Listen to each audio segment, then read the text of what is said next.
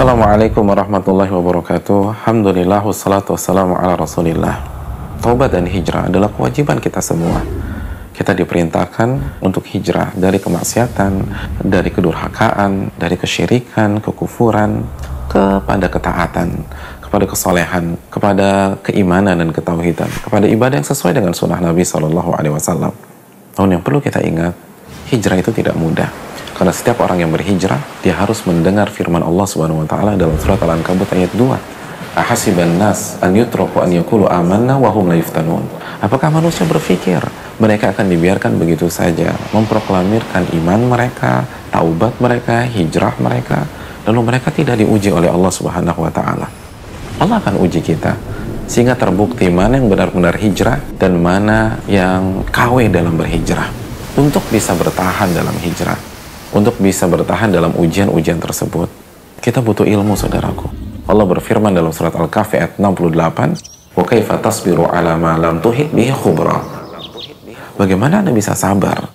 Bagaimana Anda bisa bertahan sedangkan Anda menghadapi masalah yang Anda tidak tahu ilmunya?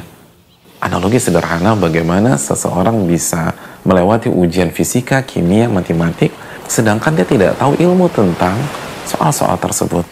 Begitu juga dengan ujian kehidupan.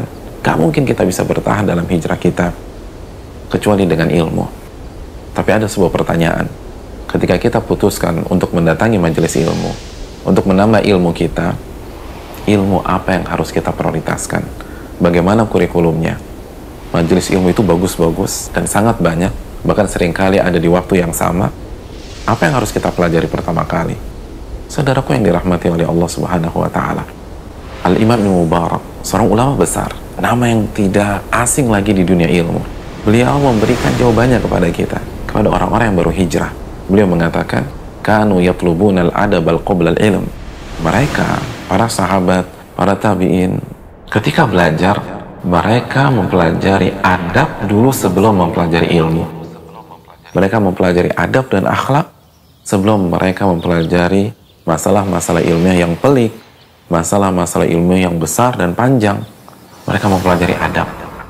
Adab kepada Allah Subhanahu wa taala, adab kepada Rasulullah SAW, adab kepada sesama umat Islam, adab kepada manusia. Mereka mempelajari itu semua sehingga mereka sukses. Mereka jadi imam. Mereka bukan hanya menguasai ilmu secara teori, namun mereka menjadi teladan-teladan di dalam kehidupan keseharian mereka. Di samping kita belajar ilmu akidah, kita belajar iman, kita belajar ibadah-ibadah wajib keseharian seperti sholat 5 waktu. Materi yang harus kita kedepankan, yang harus kita prioritaskan adalah adab sebagaimana yang dikedepankan dan diprioritaskan oleh para ulama-ulama kita dari sahabat, tabi'in, dan tabi'ut tabi'in. Assalamualaikum warahmatullahi wabarakatuh.